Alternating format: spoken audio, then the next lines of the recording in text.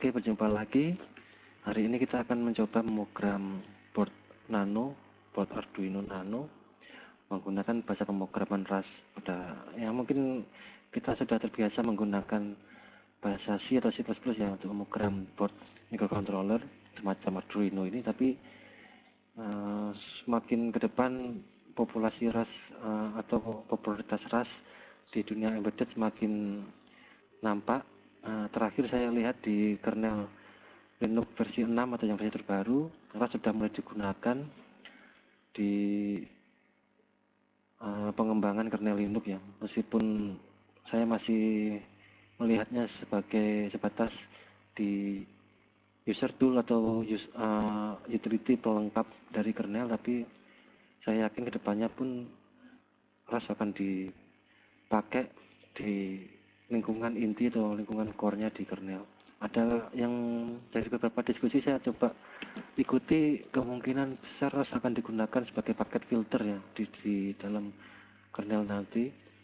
Apakah benar seperti itu atau mungkin nanti bisa digunakan di tempat lain atau malah semua nanti akan dipindah ke Rust ya, hanya waktu yang bisa menjawab, sama tentunya Om Linus yang menentukan arahnya. Oke, untuk mencoba menggunakan Rust di board Nano Arduino ini, selain toolchain-nya, kita juga membutuhkan library ya, atau di sini lebih tepatnya adalah HAL atau hardware abstraction layer. Hal ini adalah library yang fungsinya untuk mengekspos semua peripheral di dalam MCU supaya tersedia oleh seorang programmer ya. Jadi kita nggak perlu lagi mengakses secara terperinci dalamannya seperti apa karena sudah dibuatkan oleh orang lain. Jadi kita tinggal istilahnya tinggal copy dan memakainya. Untuk penggunaan di Linux seperti yang di komputer saya ini hampir sama dengan di Ubuntu ya. Kalau saya menggunakan Arctic itu bisa dibilang saudara dekatnya sama RCH atau Arduino. Kalau Ubuntu mungkin lebih dekat dengan Debian ya. Kalau di Ubuntu Debian sudah disediakan seperti ini contoh-contohnya untuk paket yang perlu diinstal sebelum kita mencoba membuat program menggunakan Rust ini. Sedangkan kalau di Arctic itu perlu diinstal adalah, kalau nggak salah, AVR glibc, benar nggak? AVR glibc. Oke, AVR glibc ini saya sudah install jauh-jauh hari karena memang ya perlu untuk program ini. Jadi nggak saya tunjukkan cara installnya. Nanti kalau ada yang kesulitan, cobalah post di komen biar kita diskusikan bareng-bareng, atau mungkin saya buatkan video yang lain untuk instalasi toolchain-nya. Selain ini juga AVR, GCC, sama satu lagi AVR pin UDUS.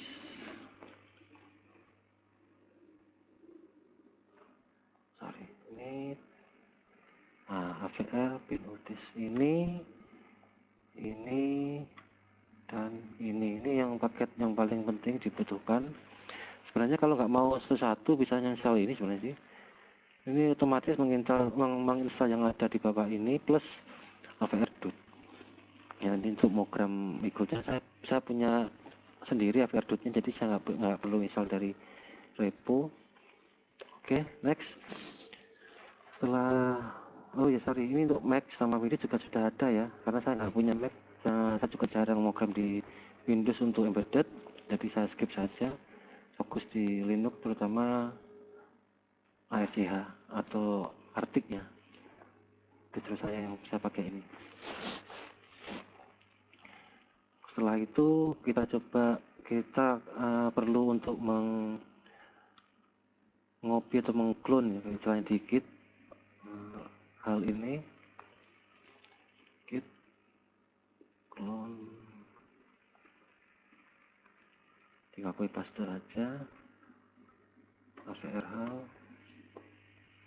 Oke, dan selain AVRH juga dibutuhkan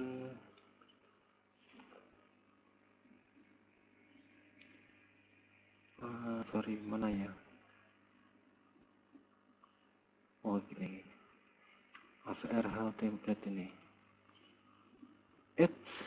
Sorry, ini salah. Harusnya saya buat folder baru lagi untuk workspace saya. Sebentar, saya ulangi lagi.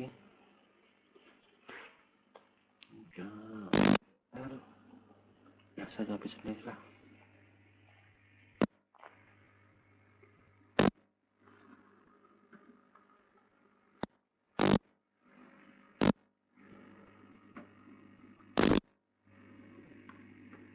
Nah, ini kosong.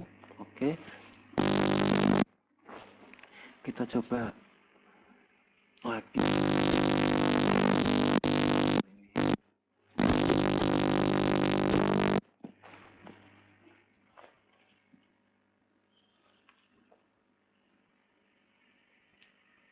Dan setelah itu kita clone lagi untuk project template-nya ya.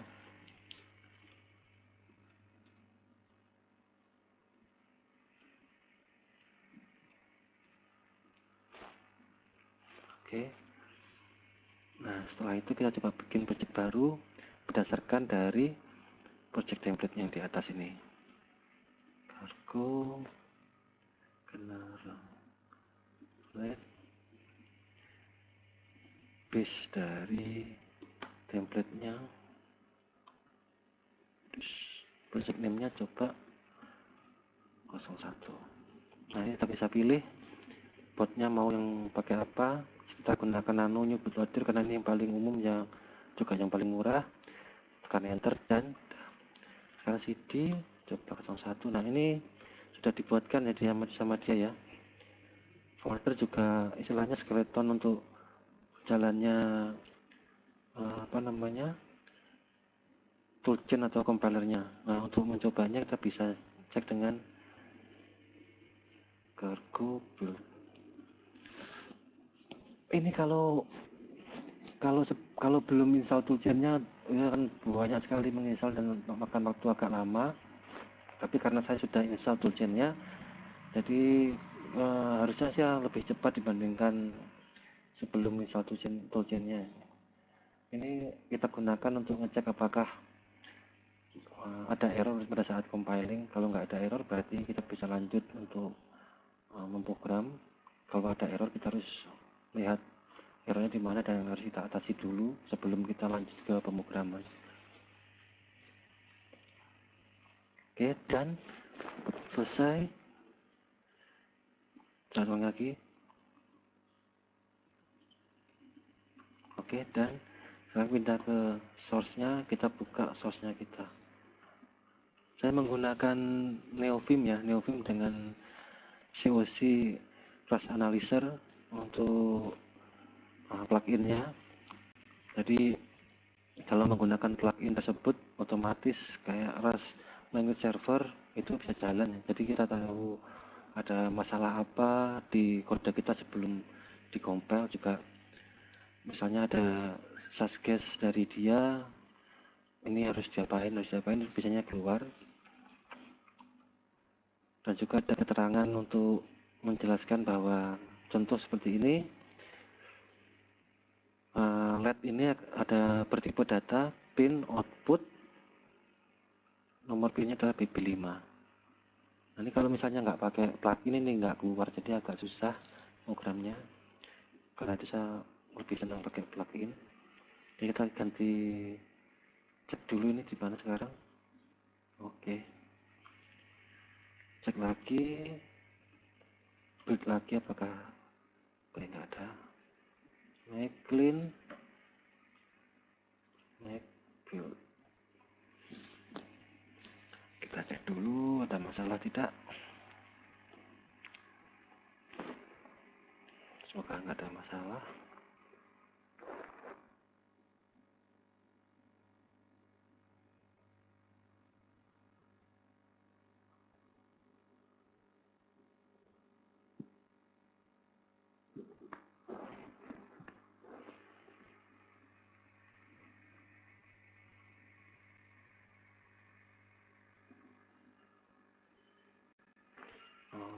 Oke, sip, gak ada masalah.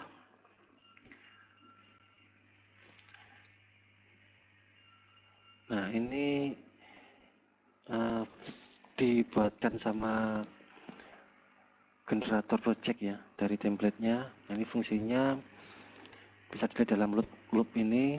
LED akan menjadi toggle di delay 1000 milisecond atau 1 detik. Sedangkan LED ini sendiri merupakan pin B13 atau PB5.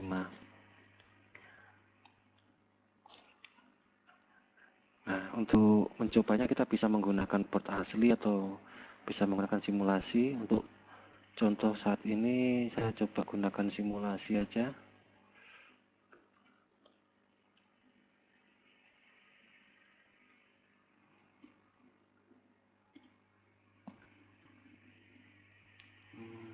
Simutron. Saya menggunakan Simutron untuk simulasi HVR di Linux karena menurut saya ini yang paling user friendly ya, di antara simulator yang lain. Jadi saya senang lah pakai ini. Untuk ini RAS HVR contoh, coba 01, simpan dulu ya, simulation.simu.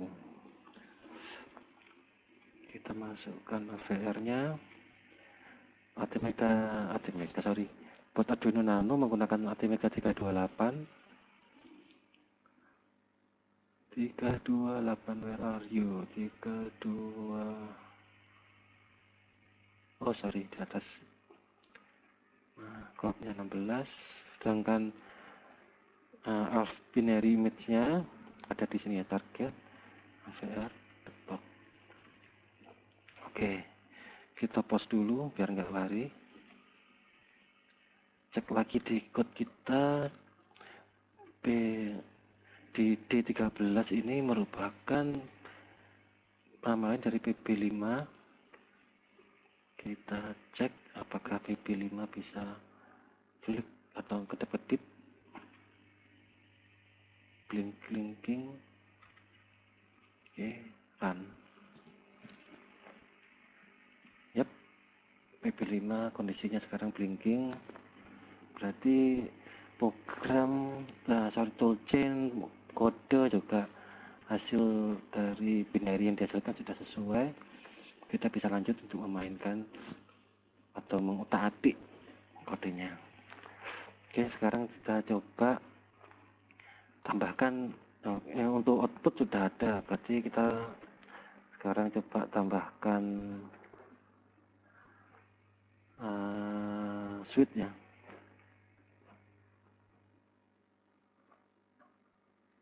Saya gunakan D12 itu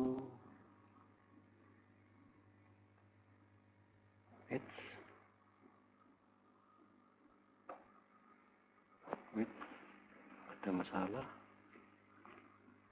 Oh sorry, ternyata dia keluar dari foldernya. Kita pindah dulu.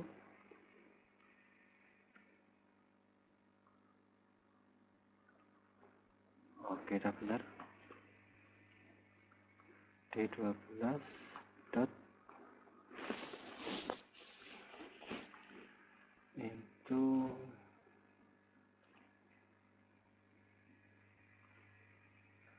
put.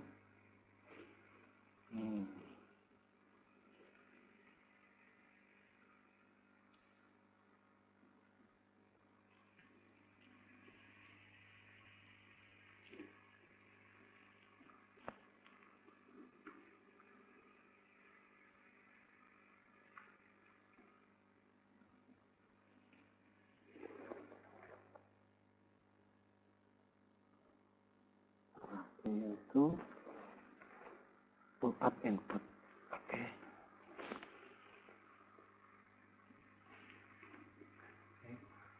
Satu dot is high.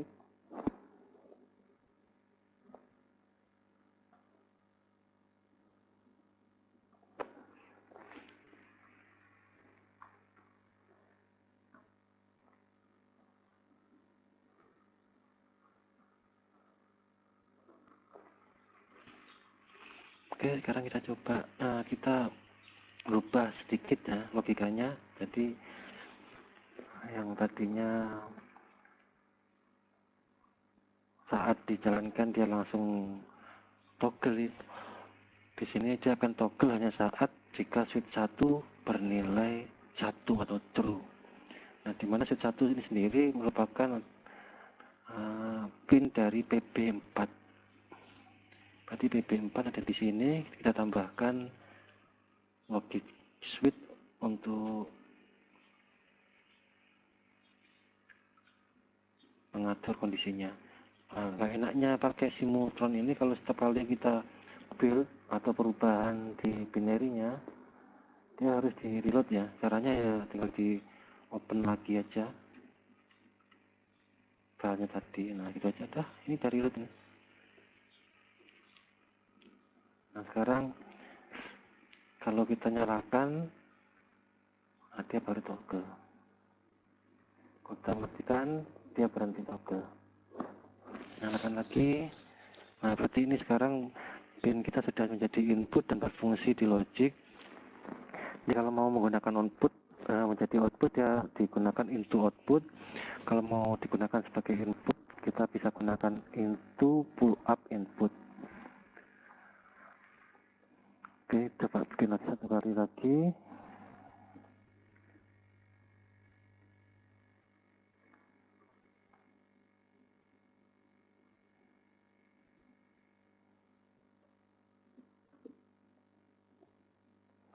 Nah, di sini kita bikin switch 2 dimana kondisinya harus di end kan dengan kondisinya adalah end dari switch 1. Jadi harus true baru bisa menggunakan baru bisa toggle-nya jalan. Kita coba apakah ada masalah. Oke. Buka lagi atau reload lagi logic switch. Ini di sini.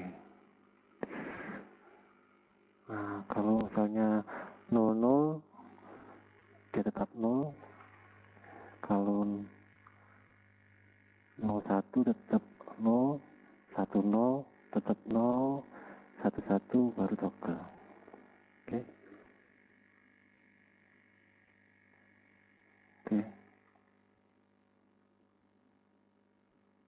Oke, sip.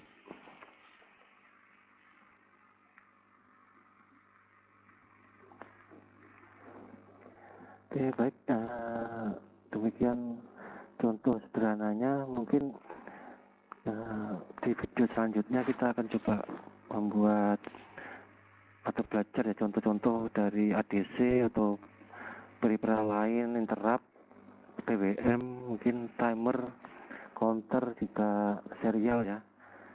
Masih bisa terus dieksplorasi lagi. Nah, jika ada kesulitan di contoh-contoh ini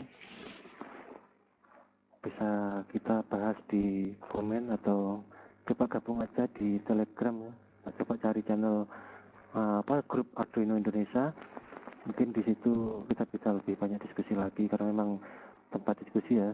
Kalau pas males buka YouTube atau gimana gitu, lebih cepat buka Telegram. Oke, sekian dari saya. Kalau ada yang kurang silahkan di komen ya di bawah. Nanti kita bahas bareng-bareng. Kalau misalnya ada yang mau di request juga silakan. Dan terima kasih.